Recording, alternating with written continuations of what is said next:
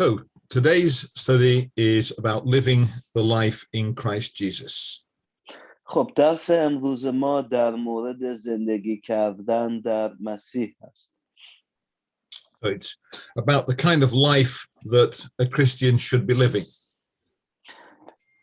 این درس به ما میگه که به چه نحوه‌ای یک مسیحی واقعی باید زندگی کنه. And the important thing here is we're talking about principles rather than a set of rules. خب نکته اساسی که اینجا وجود داره قرار ما در مورد مسائل اصلی و اصولی این امر صحبت کنیم. And there's another warning because we won't manage to live entirely the life we should live. و در واقع اخطار دیگه‌ای وجود داره که به ما میگه که باید از چه سری مسائلی خودداری کنیم و چگونه این زندگی رو ادامه بدیم. So the Bible gives us an ideal we should try to achieve, but we will fail. خب کتاب مقدس داره به ما این ایده رو میده که به چه شکل در اون چیزهایی که در انجامش موفق نشدیم غلبه کنیم و اونها رو به دست بیاریم و انجامش. So let's look at the basic principle that it's all put together as a foundation. خب اول به این نگاهی بندازیم به اصلی ترین و اصولی ترین و ابتدایی ترین موارد زیرساختی این موضوع. So if we go to Matthew chapter 7 and verse 12. خب اگر یه نگاهی بندازیم به متی باب 7 آیه 12. خب shall I read it for you? Yes, please. Alright. خب من خودم براتون میخونمش.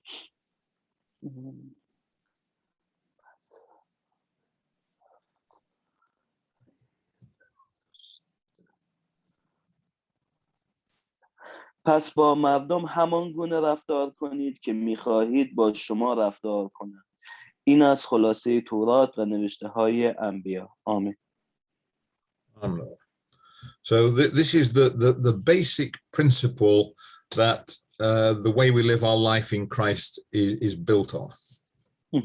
خب این اصلی ترین و ابتدایی و اصولی ترین نکته‌ایه که یکی از زیرساخت‌های اصلی زندگی ما در مسیح. And it tells us that what we need to do is to treat other people the way we would like to be treated ourselves. و دقیقاً داره به ما میگه که به چه شکل زندگی کنیم به طور کامل و خلاصه و داره به ما میگه که با مردم همان گونه رفتار کنیم که توقع داریم از اونا با ما رفتار. Now there's a slight problem with it because different people like different things. خب البته الان یه مشکلاتی هم هست. یک میبینیم که این همچین خوبم به جا نمیاد چون مردم جدیداً هر کی ایده های خودشو داره و نگرش خودشو نسبت به این موضوع داره. So for example, I quite enjoy doing a little bit of judo every now and again. خب اگه بخوام مثال بزنم خودم رو میتونم نام ببرم که مثلا از ورزش جودو خیلی خوشم میاد و ازش لذت میبرم. However, my 90-year-old mother does not. ولی مادرم که 90 سالشه واقعا از این ورزش خوشش نمیاد و لذت نمیبره. So if I were to go and fight my mother, she probably wouldn't enjoy it very much. خب حالا من اگر بر اساس این ورزشی که علاقه‌مندم ازش لذت میبرم که جودو هست برم بخوام با مادر 90 سالم شروع به مبارزه بکنم خب مردم ببینن از این خوششون نمیاد و ناراحت میشه. So the point is that we do to others what we would like them to do to us if we were them. خب موضوع مهم اینه که باید خودمون جای دیگران بذاریم و ببینیم این کاری که داریم بر علیه اونا یا به اونا انجام میدیم آیا این به دید خودمون خوشایند میاد که اونا همون کار رو نسبت به خودمون انجام بدن. But basically, everything that we do, all our life, the idea of whether it's right or wrong, is based on this principle. ولی خب به طور اساسی هر کاری که ما تو زندگیمون انجام میدیم از همین ایده میاد که آیا ما باید این کار رو حالا نسبت به اونا انجام بدیم یا نه، یا اگر ما به اونا انجام بدیم اونا خوششون میاد، یا اگه خودمون بودیم خوششون میومد که اونها نسبت به ما این کار رو انجام بدن. And Jesus says this is the basis of the Old Testament ideas of right and wrong. و عیسی به ما گفت که این که خلاصه و چکیده و اصلی ترین و ابتدایی ترین امر و دستور تمام عهد عتیق و کتاب‌های تورات و انبیاست. So it's not something that was new with Jesus, it's something that goes way back and is a basis for ideas of right and wrong. خب این یه چیز جدیدی نیست یا حالا به وجود اومده باشه یا در زمان عیسی به وجود اومده باشه، از هزارهای قبل از عیسی هم وجود داشته و برمیگرده به زمان ابتدای آدم که از همین ایده انجام کار خوب و بد نشأت میگیره. Jesus does expand the principle and gives us a little bit more detail. ولی خب عیسی اومد اون رو گسترش داد و جزئیات بیشتری رو بهش اضافه کرد و اون رو نشر داد در بین همه. So there's a place in Matthew chapter 22 where Jesus is asked about rules. خب جایی هست در متی باب 22 زمانی که عیسی داره در مورد قوانین یا همون قوانین الهی داره میپرسه. So if you could go to Matthew chapter 22 and read verses 36 to 38. Perhaps 35 to 38.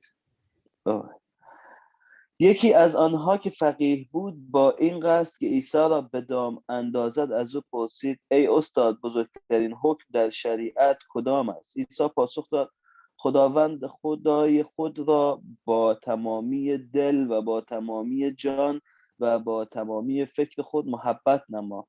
این نخستین و بزرگترین حکم است. آمین. So the lawyer has asked Jesus, what is the most important thing in the whole of the way you should behave? خب یکی از همون عالمانی که حالا فقیه بودن که به حساب خودشون فقیه بودن سعی کرد که عیسی رو به دام بندازه و ازش پرسید که استاد بزرگترین حکم و اصلی ترین در کل شریعتی که ما باید بهش عمل کنیم و اون گونه رفتار کنیم چیه؟ And Jesus quotes from the Old Testament. و عیسی اومد به عهد عتیق اشاره کرد. And he says your first duty is your duty to God. و گفت اولین کاری که تو باید انجام بدی یا اولین وظیفه که بر عهده تو هست وظیفت نسبت به خداست. So he's saying you should love God and you should do things that are pleasing to God. و بهش گفت که تو باید خدا رو با تمامی جان و دل دوست داشته باشی و باید کاری کنی که اون از تو خوشنود بشه. But he hasn't finished because there's a second commandment that goes alongside it. ولی خب در موقع که این حرف زد هنوز صحبتش تمام نشده بود چون امر دیگری هم وجود داشت بعد از این که عیسی بهش اشاره کرد. So could you read verses 39 and 40 please? دومین حکم نیز همچون حکم نخستین است. همسایه‌ات را همچون خویشتن محبت نما. تمامی شریعت موسی و نوشته های پیامبران بر این دو حکم استوار است. آمین. So Jesus there says this commandment is equivalent. It's just as important as the one about loving God. و خب عیسی گفت این حکم خیلی مهمه به همون اندازه‌ای که تمام حالا شریعت و تمام پیامبران و نوشته هاشون که اومدن مهمه. This, he says, is your duty to other people. و این همون وظیفه‌ایه که ما نسبت به بقیه مردم داریم. He says you should show as much love to your neighbor as you would show to yourself. و عیسی به اون گفت که تو باید هر چقدر که میتونی عشق و محبت نشون بدی به همسایه هات و دور و بریات به همون اندازه که به خودت و هستی و جون خودت نشون بدی. And effectively, that's the same rule as we had before. It's the golden rule, this idea that you should treat other people the way you would treat yourself. و بازم برمیگرده به همون ایده‌ای که از ابتدا وجود داشته و داره به ما میگه که با مردم و دیگران همون جور رفتار کنیم که توقع داریم اونها با ما رفتار کنن و این کلاً یک اصل و فرمول طلاییه. And the rest of Jesus' teaching about right and wrong is how to apply these principles. و در واقع بیشتر و تمامی آموزش‌های عیسی مسیح که باید ما چگونه در زندگی خودمون رفتار کنیم بر مبنای این اصل طلاییه.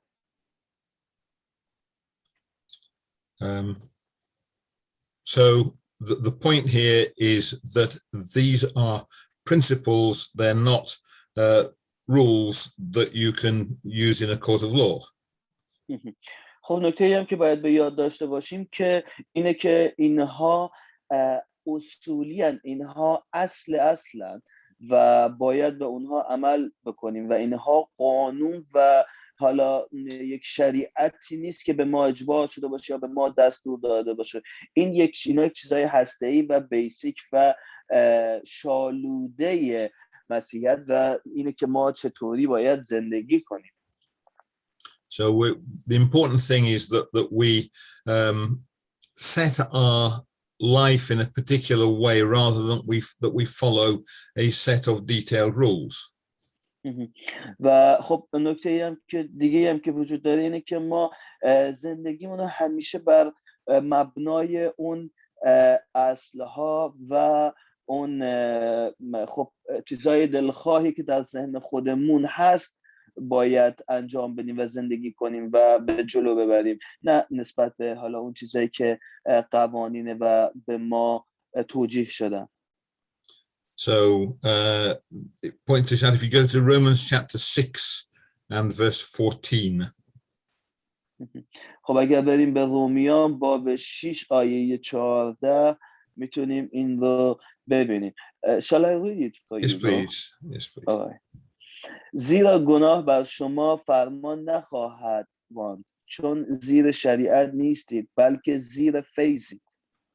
So what this passage is telling us is that we're not trying to follow a set of detailed rules, but we're talking about a general attitude of mind. خب این آیه هم داره به ما میگه که ما در واقع یه جورایی حالا برده یا اسیر فرمان و قانون و شریعت نیستیم و نباید به این شکل اون رو ببینیم. باید به شکلی زندگی کنیم که بیایم حالا پارسایی و فیض و رفتارمون رو سطر کار خودمون قرار بدیم و بر اساس اون حالا رفتار انسانی و اون فیضی که داریم عمل کنیم و زندگی کنیم. So we're not given a set of detailed rules, so we should do X, but we shouldn't do Y.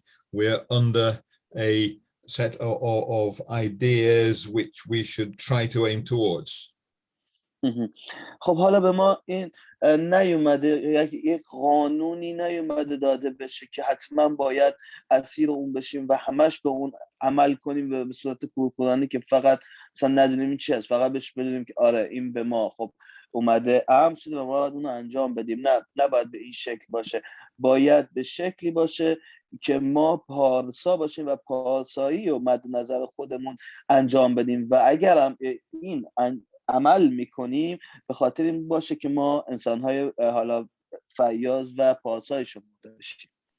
So if you read verse 15 though, it does put a constraint on us. حالا خب اگر آیه 15 رو در ادامهش بخونیم برای ما بیشتر این موضوع رو جا میندازه. پس چه گوییم؟ آیا گناه کنیم چون زیر شریعت نیستیم بلکه زیر فیضیم؟ هرگز. Right, so in spite of the fact that we have no absolute rules, nevertheless we must behave properly. خب نکته‌ای هم که وجود داره در آیه میبینید میگه که خب همونطور که مشخصه به ما غلبه نشده و حالا ما یه جورایی ما اسیر این امر نیستیم و ما رو مجبور نکردن که بخوایم حالا به این قانون عمل کنیم وگرنه خب مشکلی پیش میاد. نه، باید طوری باشه که خودمون بیایم اون فیضی رو که دنبالش هستیم رو انجام بدیم و به این شکل زندگی کنیم. و حالا دلیلش هم این نیست که اگر زیر شریعت یا این قانون نیستیم و مجبور نشدیم اینطوری بیایم به راحتی گناه کنیم. So in any set of rules you can find little gaps that will let you do things that perhaps you shouldn't do. We're forbidden from looking for those. I'm not quite sure if I got you, Brother John. Could you repeat your last sentence again, right, please? Okay.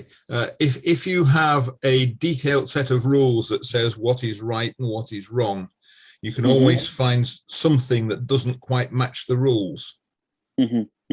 خب البته حالا اگر قانون پیش تعریف شده‌ای برای ما وجود داشت و نوشته شده که باید دقیقاً به چه چیزی عمل کنیم و چه کاری نکنیم، کجا کم کنیم، کجا زیاد کنیم، خب البته که توش یه کم و کاستایی و یه استثناءایی وجود می اومد و یه موقعی میشد که ما دیگه نمیدونستیم حالا این اتفاقی که الان افتاده دیگه تو این قانون توضیح نداده شده، ما باید چه کار کنیم.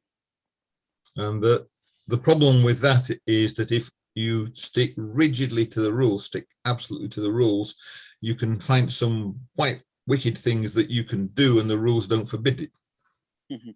و خب همیشه اینطور بوده که حالا اگر کسانی یا کسی بیاد دقیقاً و به طور محکم به این قوانین بچسبن و فقط بخوان اینا رو به صورت خیلی خشکبار انجام بدن، خب اینها با دچار یک قساوت قلب میشن و دچار یک شرارتی میشن که به واسطه این قوانین خب یه حسی به اینا میگه که آره شما برتری تو و میتونید حالا کارهای شرارانه انجام بدید چون قوانین دست شماست. So we have to look what's happening and to say, does this feel like the right thing to do? If we're doing something that is obviously wrong, even though the rules allow it, we still shouldn't do it. خب نکته‌ای که وجود داره و ما باید اون رو به یاد داشته باشیم اینه که و البته داره به ما میگه این باب که همیشه در زمان انجام یک کاری ما باید به خودمون و اون وجدانمون و اون حالا فکرمون و عقلمون رجوع کنیم که آیا این کاری که داریم انجام میدیم خوبه یا بده. حالا امکان داره که اصلا توی اون قوانینی که وجود داره همچین چیزی ننوشته شده باشه و این بد شمرده باشه، ولی باید به قلبمون رجوع کنیم، فکرمون که شاید اصلا اون کار خوب باشه و اون انجام بدیم. And it always comes back to this rule, how would I like it if someone did that to me? و باید بازم به این فکر کنیم که حالا اگر این کاری داریم انجام میدیم باعث چه چیزی میشه برای دیگران و دیگران در مورد چه فکر و چه احساسی میکنن و آیا اگر اونها همین کار رو با خود ما انجام میدادن ما خوشنود میشدیم یا نه. The danger is with rules is that we read them very carefully and we end up saying, well, the rule says I shouldn't do that, but there's a little gap here, so I can work around that and go ahead and do something that I'd like to do, even though really it's not in line with what the rule is talking about. و خب مسئله اینه که اگه بخوایم دقیقاً بر طبق قانون، حالا این قانونی که نوشته شده بیایم عمل کنیم، اینه که همیشه خب اونجا یک استثناءایی و چیزایی وجود داره، حتی چیزایی نوشته نشده و شاید ما بگیم خب حالا این کاری که ما میخوایم انجام بدیم تو این جزء این قوانین و جزء این چیزایی که به ما امر شده نیست و بهتره که حالا خب بیایم انجامش بدیم. این نحوه زرنگی هم هست. حالا شاید اون کارم کار بدی باشه و این باعث میشه که ما یک کار حالا موذیانه انجام داده باشیم. There's a reference to this in 2 Corinthians. حالا در مورد این یک رفرنسی هست توی دوم قرنتیان. So it's chapter 3 and verse 6. من براتون میخونمش. او ما را کفایت بخشیده که خدمتگزاران عهد جدید باشیم، عهدی که بر کار روح استوار است، نه بر آنچه نوشته بیش نیست، زیرا نوشته میکشد لیکن روح حیات میبخشد. آمین. So he's talking about the spirit of the law, what the law is intended to achieve. خدا در مورد حالا اون روح و حالا اون خود معنای اصلی قانون صحبت میکنه و داره به ما میگه که خب اون چیزی که بهش حیات میبخشه خود ما و اون قلب و روح ماست. So where there is a rule, the idea is to look at what that rule is trying to achieve rather than to try and look at the detail and see if we can find a way around it. و داره این ایده رو به ما نشون میده که هر جایی که قانون باشه یا و حالا قانون باشه باید نگاه کنیم که حالا اون قانون و این حالا امر الهی این چه چیزی رو داره سعی داره به ما بگه و چه چیزی داره به ما کمک میکنه که ما به اون برسیم و داره اصلا چه کمکی، چه نصیحتی و چه به قول معروف فرمانبرداری به ما میده. نه اینکه بیایم به جزئیاتش و حالا این چیزاشو مثلا فرعیاتش بپردازیم و اون رو بچسبیم و بیایم حالا یه جای خالی، یه چه میدونم سولاخی یا چه میدونم یه گودالی توش پیدا کنیم که بخوایم از طریق اون بیایم به قول معروف یه زرنگی انجام بدیم، بگیم که نه این اصلا تو قانون نوشته نشده پس ما میتونیم کار انجام بدیم، برو دیگه. Now, Jesus does give us an expanded set of principles to work on. خب عیسی به ما اصولی ترین مبنای نوع زندگی رو داد که با اون البته خب گسترشش داد. این از عهد عتیق بوده ولی در زمان عیسی اومد اون رو کاملتر کرد و اون رو بزرگتر کرد و اون رو بین همگان نشر داد که ما بدونیم چطوری باید زندگی کنیم بر اساس این هست. And you find that in the Gospel of Matthew and chapters 5 to 7. خب که اون رو در انجیل متی میتونیم پیدا کنیم. Starts at chapter 5 and it ends in chapter 7. It's a talk he gave up a mountain. از آیه های خب از باب 5 تا حالا باب های بعدی، حالا فکر کنم 7 باشه، در این وجود داره و اون جایی که ظاهرا عیسی روی کوه هست و داره صحبت میکنه، حالا یک گپ و گفتگویی رو داره. It seems to have been something that Jesus did over and over again in different places. This is just one occasion where Matthew has it written down for us. Luke has a different occasion, but very similar teaching.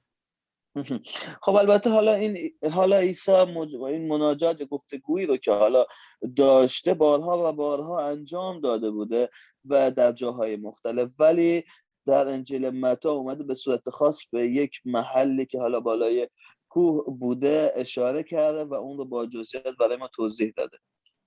And you sometimes get people telling you that Christianity is based on the 10 commandments in the Old Testament. خب بعضی وقتا ممکنه با کسایی مواجه بشید که بهتون بگن که آره مسیحیت بر اساس 10 قانون اصلی موسی در عهد عتیق بنا شده. And if you go into a lot of churches, especially Church of England, you'll find that these 10 commandments are actually written on the wall inside the church.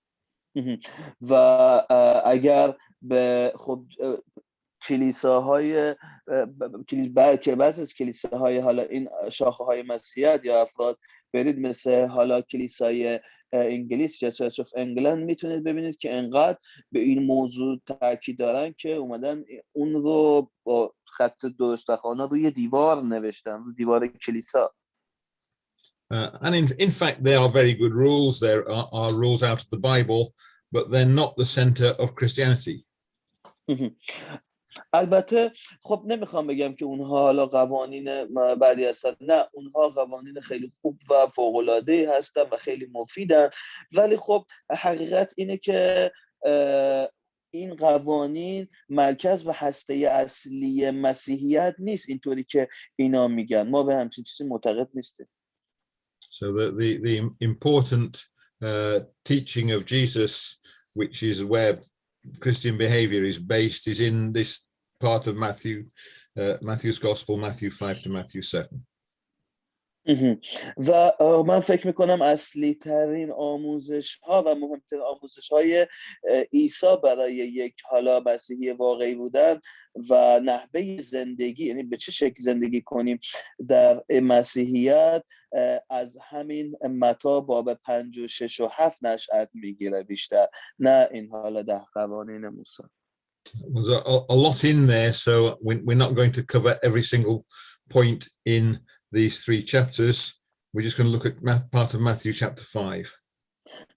البته خب این 3 باب از متی که بهشون اشاره کردم خیلی محتواهای زیادی داره و حالا به خاطر جمع وقت میایم به چند تاشون توی باب 5 فقط اشاره میکنیم.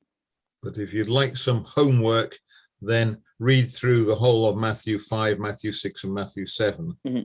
ولی خب اگر علاقه‌مند هستید کار در خانه‌ای رو داشته باشید، خودتون میتونید متی باب 5 و 6 و 7 رو کامل بخونید.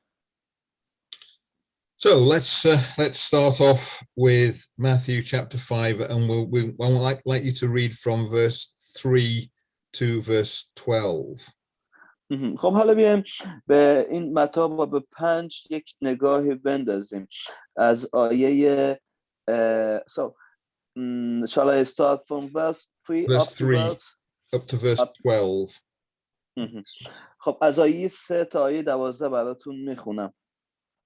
خوشا به حال فقیران در روح، زیرا پادشاهی آسمان از آن ایشان است. خوشا به حال ماتمیان، زیرا آنان تسلی خواهند یافت. خوشا به حال حلیمان، زیرا آنان زمین را به میراث خواهند برد. خوشا به حال گرسنگان و تشنگان عدالت، زیرا آنان سیر خواهند شد. خوشا به حال رحیمان، زیرا بر آنان رحم خواهد شد. خوشا به حال پاکدلان، زیرا آنان خدا را خواهند دید. خوشا به حال صلح جویان، زیرا آنان فرزندان خدا خوانده خواهند شد. خوشا به حال آنان که در راه پارسایی آزار می‌بینند، زیرا پادشاهی آسمان از آن ایشان است. خوشا به حال شما آنگاه که مردم به خاطر من شما را دشنام دهند و آزار رسانند و هر سخن بدی به دروغ علیهتان بگویند. خوش باشید و شادی کنید، زیرا پاداشتان در آسمان عظیم است، چرا که همین گونه پیامبرانی را که پیش از شما بودند آزار رسانیدند. آمین. So those are the principles that tell us what kind of person we ought to be. خب میبینید این موارد اصولی و اصلی و مهمی که خونده شد دارن به ما میگن که باید به چه نحوی زندگی کنیم. It's interesting that this is where the Gospels start. The New Testament, really, having said about Jesus' baptism, starts with this picture of the kind of person we should be. و نکته جالبی که وجود داره خود این انجیل و انجیل از همین با همین نوشته ها و همین چیزهایی که اینجا خونده شد شروع به نوشتن کرد، یعنی شروع به نوشته شدن شد و با همین اصولی ترین و ابتدایی ترین مواردی که ما باید اونا رو رعایت کنیم در زندگی خود. But the other interesting thing about them is that they aren't rules you could take to a court of law. خب چیزای دیگه هم که وجود داره باید بدونیم اینه که این مواردی که وجود داره اینها قانون نیستن که اگه ما انجامشون ندادیم یکی بیاد ما رو ببره به دادگاه و ما رو حالا چه میدونم بخواد محکوم کنه. So you couldn't take someone to court and say they weren't pure in heart enough. خب در واقع شما نمیتونی یکی رو به دادگاه بکشونی و اونجا در محضر قاضی بگی که این آقا دچار حالا قساوت قلب و قلب رؤوف پاکی نداره. So these are talking about the way we think, the way we behave ourselves rather than specific details as to what we should and shouldn't do. و خب این توصیه و نصایحی هست که داره به ما میگه که باید چگونه در زندگی خودمون رفتار کنیم و عمل کنیم و در واقع با اون قوانین اصلی که حالا یه نمونهش خود اون 10 قانون یا 10 فرمان موسی هست کمی متفاوته. Anyway, let's go on down the chapter a bit and look at some slightly more specific areas of teaching.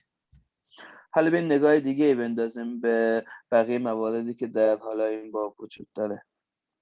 So, for example, look in Matthew chapter 5, verses 27 and 28. خب اگه بخوام اشاره کنم میتونم به همین باب آیه 27 و 28 اشاره کنم که may I read it? Yes, please. شنیده اید که گفته شده زنا مکن، اما من به شما میگویم هر که با شهوت به زنی بنگرد همان دم در دل خود با او زنا کرده است. پس اگر چشم راستت تو را میلغزاند آن را به درآر و دور افکن، زیرا تو را بهتر آن است که عضوی از اعضایت نابود گردد تا آنکه تمام بدنت به دوزخ افکنده شود. آمین. So this is giving a picture of what you shouldn't do. خب داره در واقع اینجا به صراحت و به وضوح داره بهتون میگه که چه کاری رو نباید انجام بدید. And the rule is that you shouldn't have sex with someone with whom you are not married.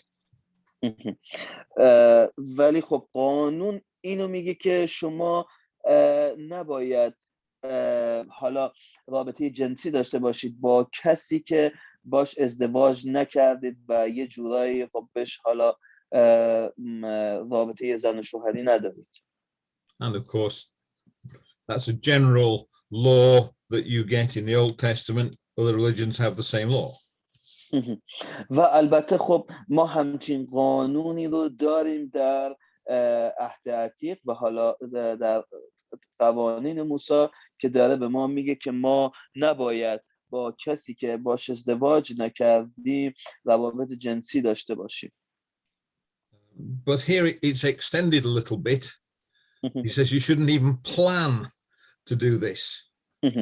ولی خب اینجا بیشتر با جزئیات و با محتوا شرح داده شده و کاملتر نسبت به حالا اون قانونی که در عهد عتیق وجود داره در 10 قانون موسی و گفته شده که ما حتی نباید براش هم نقشه بکشیم و به اون هم فکر نکنیم چون گناهش مساویه.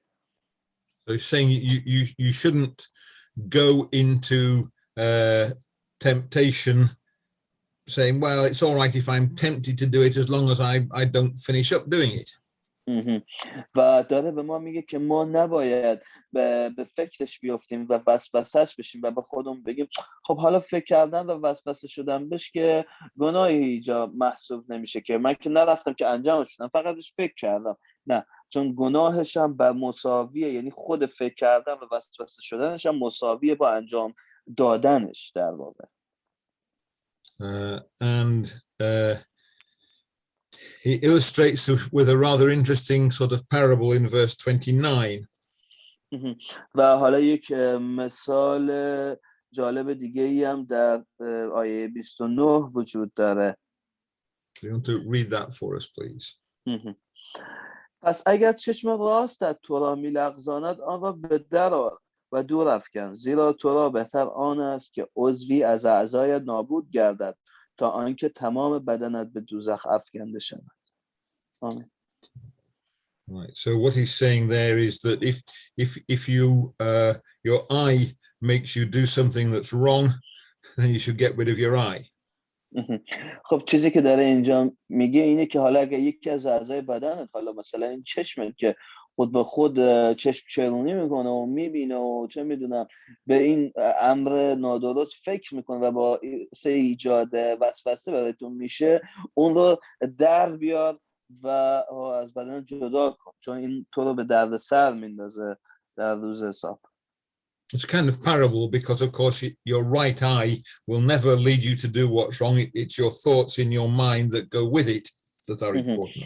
خب البته خب یک حالا مثال یا یک ضرب المثل یا یک چیز اینطوریه، وگرنه خب این نیست که حالا چشم راست خودم این کار رو انجام بده، نه، در واقع این ذهن ما هست و ما خاصا نمیتونیم چشمون در بین بندازیم بیرون. What he's saying here is if there is something that will lead you to do things that are wrong, then you should get away from whatever it is that makes that happen. و در واقع خب نکته‌ای که در این حالا ضرب المثل وجود داره و آموزنده است اینه که اگر چیزی هست که باعث به گناه کشیدن ما میشه، باید اون رو جدا کنیم از خودمون و اون رو دور بیاندازیم تا به گناه نیفتیم به واسطه اون چیز. Right, so let's go on again to the next one, which is in verses 31 and 32. حالا بیایم بریم کمی جلوتر و به آیه های 31 و 32 یه نگاهی بندازیم. طلاق. همچنین گفته شده که هر که زن خود را طلاق دهد باید به او طلاقنامه‌ای بدهد، اما من به شما میگویم هر که زن خود را به جز به علت بی‌عفتی طلاق دهد باعث زناکار شدن او میگردد و هر که زن طلاق داده شده را به زنی بگیرد زنا میکند. Right, so he's saying something here which is said several times in the Bible. اینجا خب مطلبی داریم که بارها در کل کتاب مقدس بهش اشاره شد. So it starts off, even in the Old Testament, it says that God hates divorcing people. و خب به همون نکته‌ای که در پیشتر و عهد عتیق هم اومده اشاره داره که خدا از طلاق گرفتن و جدا شدن حالا مرد و زن از یکدیگر متنفره. And in the New Testament, it says over and over again, you should not divorce your wife or your husband. و در عهد جدید هم بارها و بارها تکرار شده که شما نباید اون همسرتون رو طلاق بدین و از اون جدا بشین. Here it's saying that if you do divorce your wife, then that may cause her to commit additional sins. ولی اینجا خب به طور بهتر و با جزئیات و دقیق‌تری داره بهش میپردازه و اون رو شرح میده و میگه که اگر شما همسرتون رو طلاق بدید باعث میشید که اون به کارهای بد و راه بد کشیده بشید. So if she does commit additional sins, that's your fault. و داره میگه که اگر اومدید این کار رو کردید و اون به این کار کشیده شد و به جاهای بد کشیده شد، دقیقاً این گناه شماست و تقصیر شماست. He says, of course, if she's already committed those sins, then that isn't your fault. She's already done it.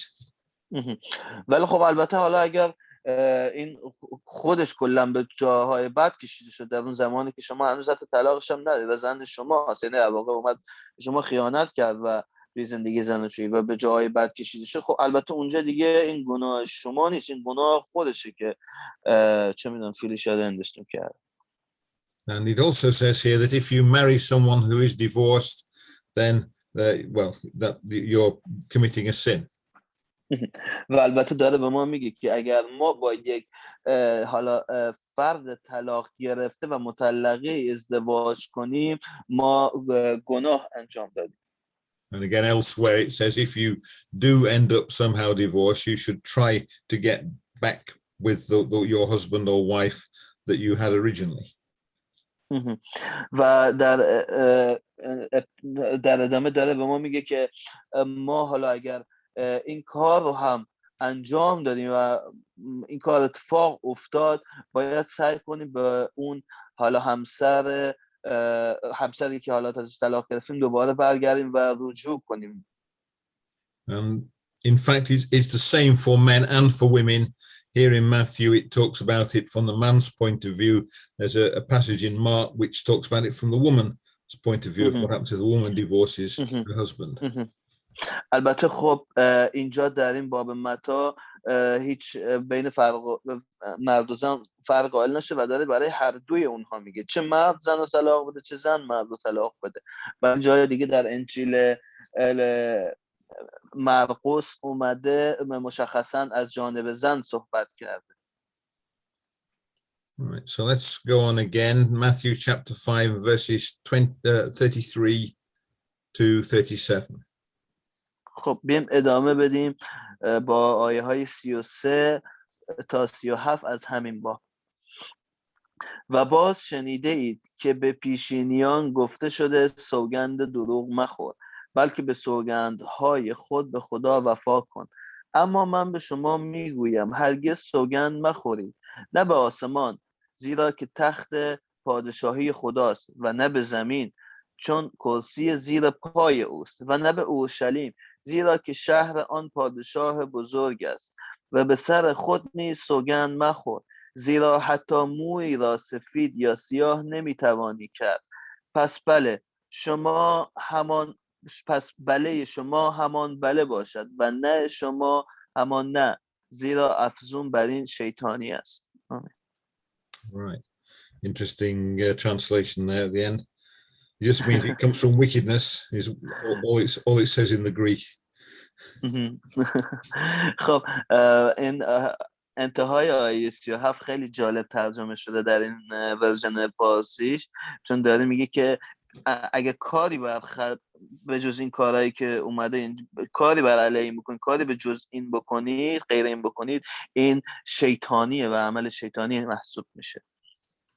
Anyway, the point it's making, the important point it's making is that you should be honest. If you mean something, then you should say it, and you shouldn't need to take a special promise that what you say is true. حالا نکته که وجود داره اینه که ما باید خب صادق باشیم و صادقانه رفتار کنیم و اگه یک کاری رو انجام دادیم و یک عملی رو انجام دادیم بیایم صادقانه اون رو مطرح کنیم و اصلا سرش قسم نخوریم و در واقع ما اصلا اگه کاری رو صادقانه انجام بدیم نیازی نداریم برای اثبات کردنش به دیگران براشون قسم یا قول بخوریم. So if you say that something is true, it should be something that you really believe is true. و باید خب حرفتون یکی باشه و عملتون هم یکی باشه. اگر کاری رو کردید که کار درستی بوده، عمل خوبی بوده و صادقانه اون رو گفتید که آره انجام دادم، نیازی ندارید براش قسم بخورید و بیان ثابت کنین به این و اون. So you shouldn't tell lies to people. You should keep promises that you make. و داره این باب ما میگه که ما نباید به دیگران و مردم دروغ بگیم و اگر هم وعده یا قولی به اونها دادیم باید سر اون بمونیم و بهش عمل کنیم. But even here you have to think carefully about what you mean. ولی خب حتی زمانی هم که حالا میایم قولی میدیم یا حالا وعده به کسی میدیم باید که خیلی محتاطانه رفتار کنیم و مطمئن باشیم که آیا میتونیم بهش عمل کنیم یا نه. این نباشه فقط با هوا حرف بزنیم. So if the mad axeman comes into the house and says, "Where's Hussein Katabi?" then I shouldn't say, "Oh, I must be honest, he's over there." خب حالا اگر یکی اومد در این خونه و زد اومد داخل گفت که حالا حسین کجاست، اینطور نباید باشه که من بیام بهش بگم که نه اینجا نیست، یا بخوام بالا بهش چه میدونم دروغ بگم، یا بعدم بخوام بهش ثابت کنم و قضیه دار بشه. So I still have to think, what's the best thing to do? What should I do in a circumstance like that gives the best outcome?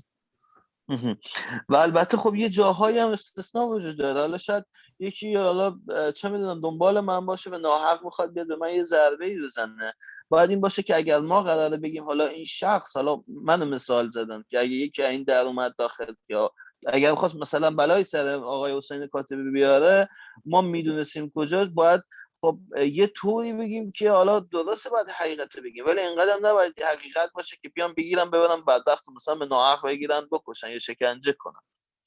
But that isn't an excuse just to tell lies for our own benefit.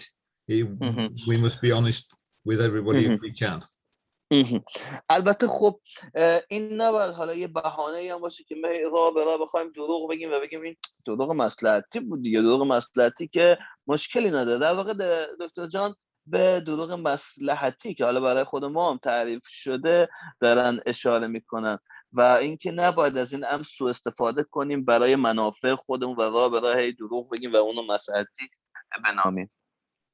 So in the letter of James, it says, let your yes mean yes and your no mean no. و البته توی نامه یعقوب اومده که بذارید بلتون همون بله باشه و نهتون همون نه. Right, so let's go a little bit further down again, verses 38 and 39. خب حالا میریم جلوتر، آیای 38 و 39 از همین باب رو میخونیم. انتقام نیز شنیده اید که گفته شده چشم به عوض چشم و دندان به عوض دندان، اما من به شما میگویم در برابر شخص شریر ایستادگی نکنید. اگر کسی به گونه راست تو سیلی زد، گونه دیگر را نیز به سوی او بگردان، و هرگاه کسی بخواهد تو را به محکمه کشیده قبایت را از تو بگیرد، عبایت را نیز به او واگذار. Right, so this is telling us, first of all, that we can't be violent.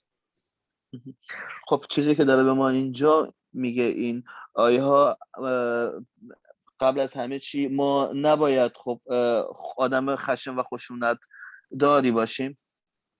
But it's also talking about not taking revenge on people.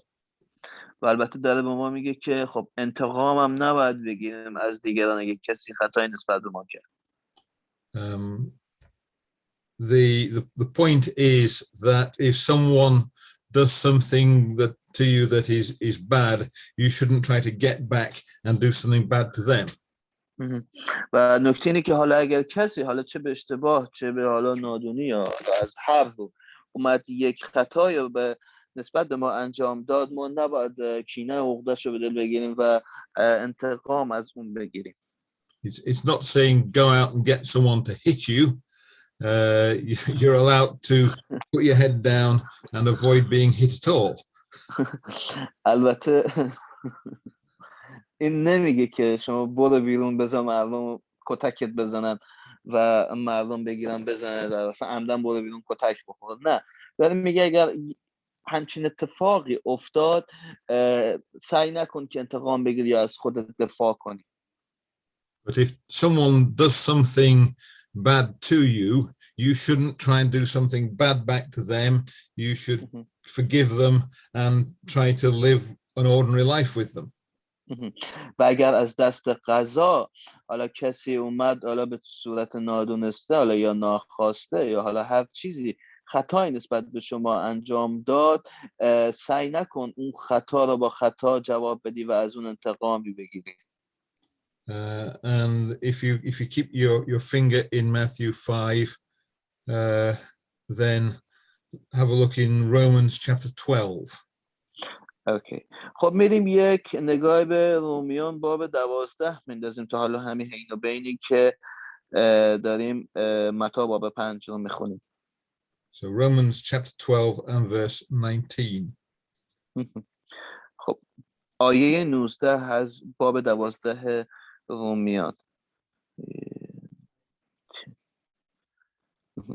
ای عزیزان انتقام مگیرید بلکه آن را به غضب خدا واگذارید، زیرا نوشته شده که خداوند میگوید انتقام از آن من است، من هستم که سزا خواهم داد.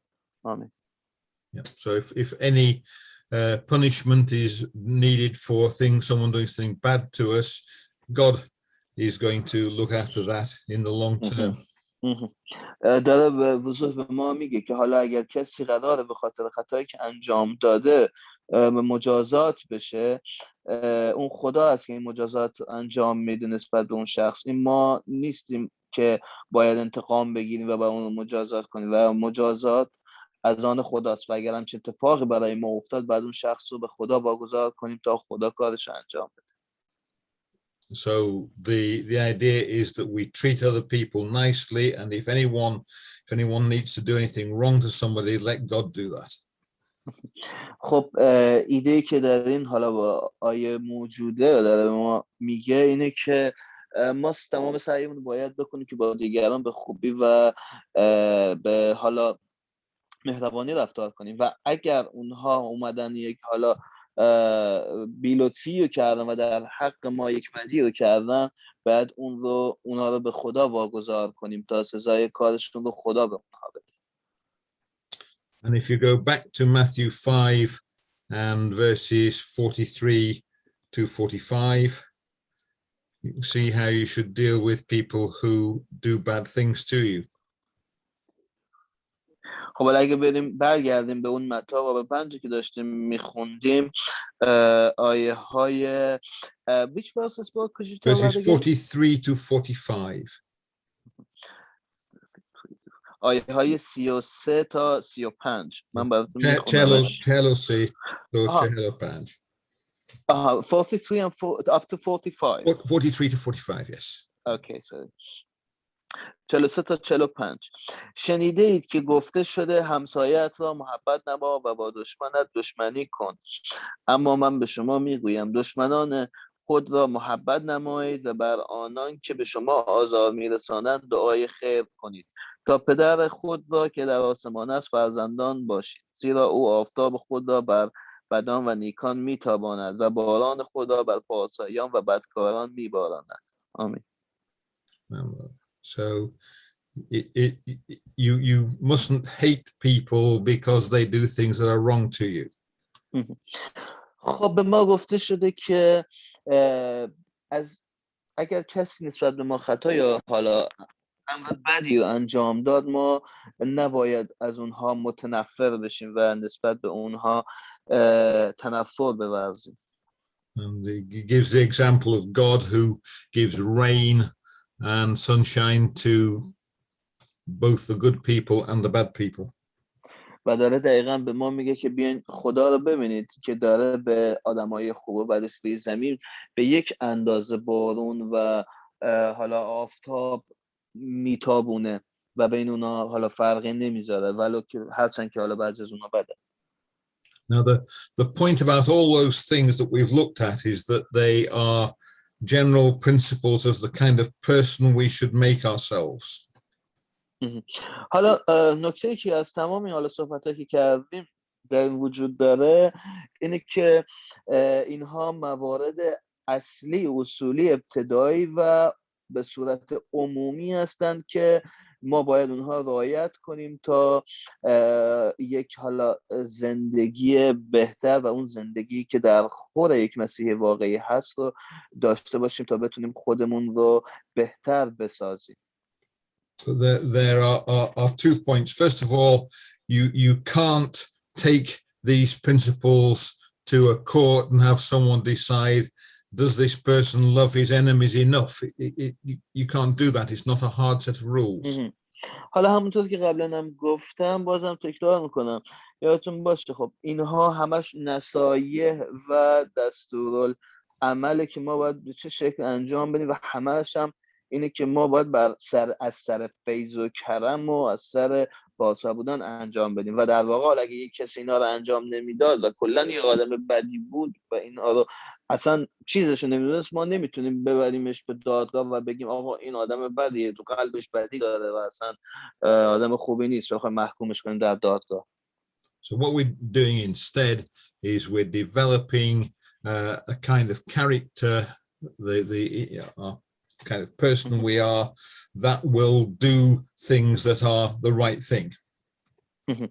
و حالا کاری که به جای این ما باید انجام بدیم، جایی که دیگه که بخوایم ببریم آقا دادگاه محکومش کنیم بگیم که این آدم بدیه، نه، باید خودمون به اینقدر شخصیت خوبی داشته باشیم، اینقدر به اینها رو، این موارد اصلی و اصولی رو در زندگیمون در نظر بگیریم و بهش متعهد باشیم و خودمون رو بسازیم که دیگران با دیدن خود ما خود به خود جذب این رفتار و این نحو و این اصول و پایه زندگی در مسیحیت بشه. This is what we should try to do, but we will never quite manage to completely do it. خب البته این چیزی که به ما حالا نصیحت شده و گفته شده که انجام بدیم و ما خب اونو میخونیم و سعی میکنیم انجام بدیم، ولی خب ما متاسفانه نمیتونیم تمام اینها عمل کنیم و بعضی وقتا در انجام بعضی این چیزها خب به قول معروف شکست میخوریم. And we'll always go wrong. There'll be times when we do the wrong thing. خب یه وقتایی هست که میایم راه غلط رو میریم و به اشتباه میافتیم. That's why we need the sacrifice of Jesus so that our sins can be forgiven. و دقیقاً این همون دلیلیه که ما به عیسی مسیح و اون قربانی شدن خودش و حالا اون گذشتی که از خودش جون خودش برای ما انجام داد نیازمندیم تا گناهامون، همین اشتباهایی که به طور حالا خواسته و ناخواسته انجام بدیم، از طریق اون بخشیده بشه پیش خداوند. But the same thing applies to other people. We'll see other people failing to keep these principles as well.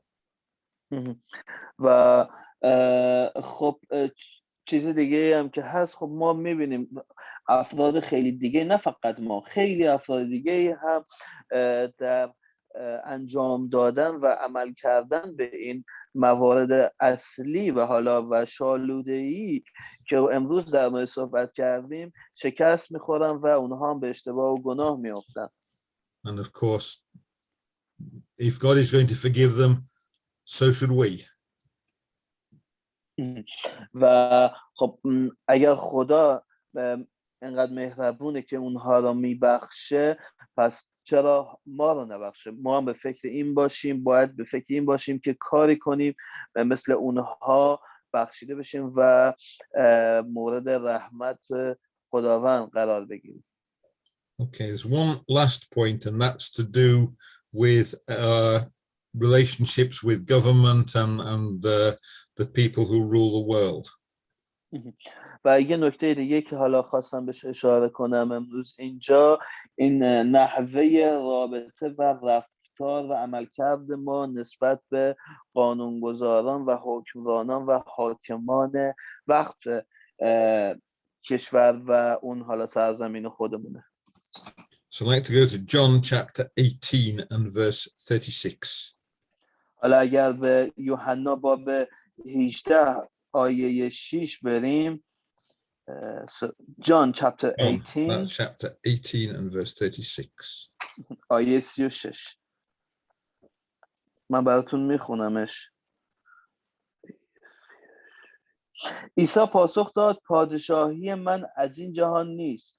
اگر پادشاهی من از این جهان بود خادمانم می جنگیدند نه به دست یهودیان گرفتار نیاییم. اما پادشاهی من از این جهان نیست. So Jesus here is on trial. He is going to be crucified shortly afterwards. خب در اینجا عیسی خب در محکمه بوده و براش دادگاه یا همون محکمه گرفته بودن که اون رو بخوان محکوم کنن و به صلیب بکشنش. And his comment is that he doesn't want to get involved in how the world makes its decisions and what it does. و خب داره حالا اون حرفیو که میزنه، اون چیزی که داره بیان میکنه اینه که من نمیخوام با حالا حاکم بودن و حکمرانی و قانون، حالا قانون چه میدونم قانون بردار بودن دخالت کنم و با این اصلا بخوام چون اصلا اهل این نیستم و دنبال این نیستم و برام مهم نیست. So we're not trying to change this world, we're trying to build the world to come. و خب دقیقا داره میگه که ما اصلا سعی نداریم که این رو بخوایم عوض کنیم و بیایم حالا قانون مداران و حکمرانان و چه میدونم قانونگذارای یک جایی رو عوض کنیم. نه، ما فقط سعی داریم که حالا اون مکان رو جای بهتر بکنیم، حالا اون ملک یا اون سرزمین رو. So Jesus is really saying he's going to stay out of politics, and so should we as well. خب به وضوح عیسی داره میگه که اصلا من اهل سیاست و اهل قانون و اهل کشورداری و فرمانبرداری و این چیزا نیستم و دوست دارم ازش به دور باشم، اصلا علاقه بهش ندارم و این همون کاری که ما باید انجام بدیم. And there are all sorts of groups of people who exist to either keep this world the way it is or to change it and make it better. و خب البته گروهی از مردم همیشه بودن و هستن که اونها علاقه به قانون و این چیزها ندارن و فقط مد نظرشون اینه که این دنیا رو جای بهتر برای زندگی کردن برای دیگران بکنن. So you can think of the police or the army or the trade unions or all sorts of other groups like this, political groups. We stay out of them because we're building a different world. خب البته خب بعضی از این گروه ها که مثال زدن مثل گروه های حالا پلیس یا چه میدونم ارتش یا گروه های نظامی و گروه های اینطوریه که البته کارشون اینه که بیان حالا زندگی و جامعه رو برای دیگران هموارتر و بهتر بکنن برای زندگی. البته خب ما بازم با اینها کاری نداریم و تو اینها دخالت نمی‌کنیم. Quite often these groups are working with the best intention, but they're doing something which is not what the Christian spends his energy on. حالا این دلیلی هم که وجود داره که ما نباید تو اینها و کار اینها و حالا اینها شرکت کنیم توی چه میدونم دلیلش اینه که اینها همشون با یک کلی ایده های خوب و ایده های خیلی کمک کردن و حالا بشر دوستانه میان شروع به کار میکنن، ولی رفته اون اصل قضیه رو که کمک به مردم و دیگرانه رو گم میکنن و شروع میکنن به کارهایی که اصلا با مسیحیت همسان نیست و با مسیحیت هیچ درخوری نداره. There's an interesting picture of the way that we connect with governments in the first letter of Peter. و خب در مورد این موضوع که ما حالا چگونه باید با اون حاکمان و اون دولت وقت کالا اون کشور سرزمین رفتار کنیم، جای دیگر چیز وجود داره در پتروس، در نامه پتروس. Could you tell me which Peter again? 1 Peter, Aval Petros. 1 Peter. Chapter 2 and verses 13 to 17. 1 Peter. I'm just looking for the chapter. 1 Peter, chapter 2. باب 2 آیه 13. باب 2 آیه 13. به خاطر خداوند تسلیم هر منصبی باشید که در میان انسانها مقرر گشته است، خواه پادشاه که مافوق همه اوست. Yeah. So it's 13:2-17. و خواه والیان که مأمور اویند تا بدکاران را کیفر دهند و نیکوکاران را تحسین کنند، زیرا خواست خدا این است که با کردار نیک خود جهالت مردم نادان را خاموش سازید. همچون آزادگانی زندگی کنید، اما آزادی خود را پوششی برای شرارت مسازید، بلکه چون غلامان خدا زندگی کنید. همگان را حرمت بدارید و برادران را محبت کنید. از خدا بترسید و به پادشاه احترام بگذارید. Right, now that letter is written at a time when the Romans are getting ready to start killing Christians.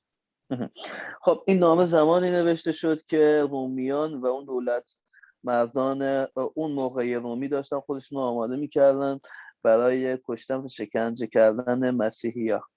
So they're making lists of Christians to arrest. They're getting animals into the arena that will kill the Christians. They're getting all ready to launch this persecution, and Peter knows that. و رومیا و حالا اون دولت رومی که در اون زمان وجود داشته خودش آماده میکرده و یک لیست بلند بالایی از افراد مسیحی موجود تهیه کرده بودن تا به اونها حمله کنن و اونها رو به اسارت ببرن و اونها رو شکنجه و به قتل برسونن. و البته پتروس اینو میدونسته. And Peter says, you still, even when it's as bad as that, you still obey the laws of the land where you are. ولی با اینکه پتروس اینو میدونسته، هنوزم نصیحتش برای دیگران این بوده که با اینکه اینها اینقدر بدن، ولی خب من به شما توصیه میکنم که به اون قانونی که در اون کشوری که حالا در اون جایی که وجود داره زندگی میکنید احترام بذارید و به قانون گزاران اونجا هم احترام بگذارید. So where the government tells us to do something, we do it. خب جایی که بیاد حالا همین دولت خودمون یه چیزی رو بگه انجام بدید، ما متعمیم و میگیم باشه و انجام میدیم. If they tell us there's something we mustn't do, we don't do it. خب اگه اومدن یه چیزی به ما گفتن که برخلاف باورامون بود و نباید اون رو انجام بدیم، خب انجامش نمیدیم. And usually there won't be a problem if the government says drive on the left-hand side of the road, we drive on the left-hand side of the road. و خب معمولا حالا دولت نمیاد یه چیزی رو بگه که خیلی هم بد باشه. مثلا اگه به ما میگن آقا تو این کشور باید شما از سمت چپ رانندگی کنید و با این خب به نفع خودمون باید از سمت چپ رانندگی کنیم، وگرنه خب تصادف به وجود میاد، خب خودمون میمیریم اینطوری میشه. But just sometimes there will become a conflict where the government tells us not to do something that we know God commands us to do. ولی خب بعضی وقت هم پیش میاد که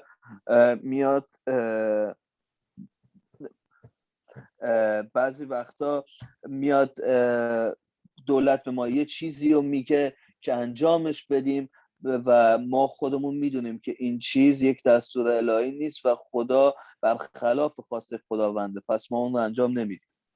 And if it comes to a disagreement between God and the government, then we follow what God says.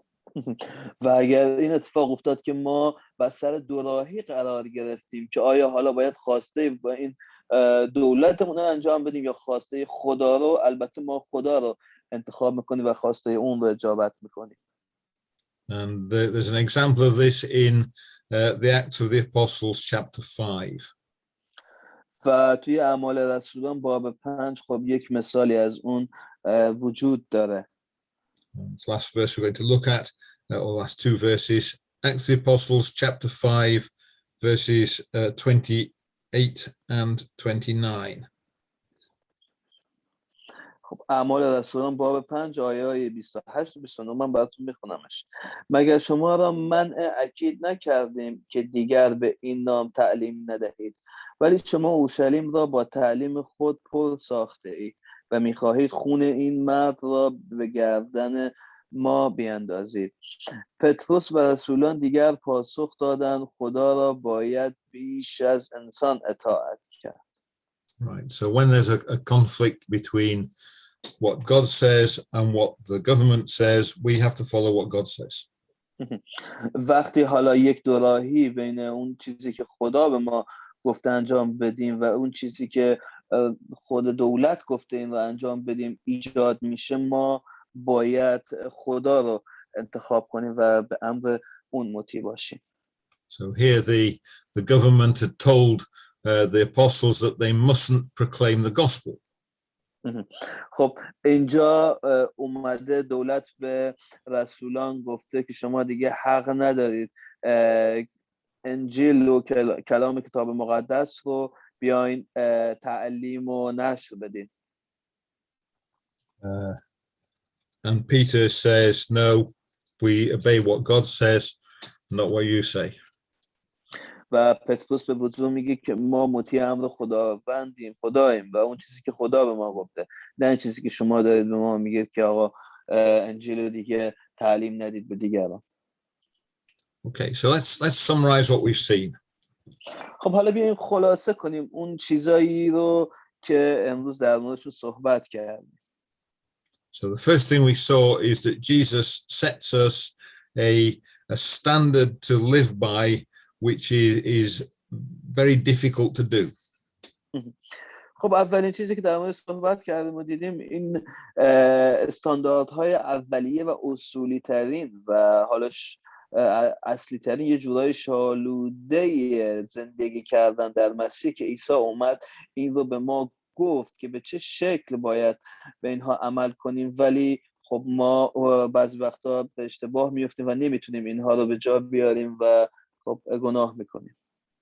So we should try to follow these rules, but the warning is that we won't ever quite get it right. خب ما باید بهترین سعیمون رو بکنیم که این حالا اوامری و یا اون حالا نصایح و حالا اون چیزهایی رو که به ما گفته شده در کتاب مقدس رو انجام بدیم، ولی خب میدونیم که خیلی وقتا در انجام شکست میخوریم. And that's why we need the forgiveness that God gives to the sacrifice of Jesus. و البته وقتی شکست میخوریم در انجام این اوامر گناه محسوب میشه و این گناهان باعث گناهکار شدن ما میشن و به خاطر همینه که ما با عیسی و اون فداکاری که برای ما کرد با به صلیب رفت کشیده شدن خودش نیاز داریم تا گناهامون از این طریق بخشیده بشه. And the last point is that we're not following a detailed set of rules. We're following principles that say what kind of person we should be, rather than a set of little detailed rules that says you can do this but you can't do that. و نکته دیگه‌ای هم که وجود داره اینه که ما به جای اینکه بیایم بچسبیم به این قانون، حالا مثلا قانون اولیه 10 فرمانی که وجود داره و بخوایم این خب این در اینجا اینطوری گفته شده، در اینجا اینطوری گفته شده، ما باید مثل حالت چه میدونم رباتوار بیایم به این بچسبیم و انجام بدیم اینا رو. نه، به این شکل نباید باشه. باید به اصل این کاری که از ما خواسته شده و اصلا پیام این قوانین فکر کنیم و اون رو دنبال کنیم و اون رو از سر فیض و پارسایی انجام بدیم، نه از سر اینکه فقط حالا فرضاً یه قانونی ما هم اسیر هستیم و ما باید اینو انجام بدیم و وگرنه گناه میشه. چون حالا همیشه جایی که قانون نوشته شده و تعریف شده باشه اونجا یک ضعف‌ها و یک گودال‌هایی هم وجود داره. Right, so thanks for listening everybody. خب تشکر میکنم از همه کسانی که گوش کردن.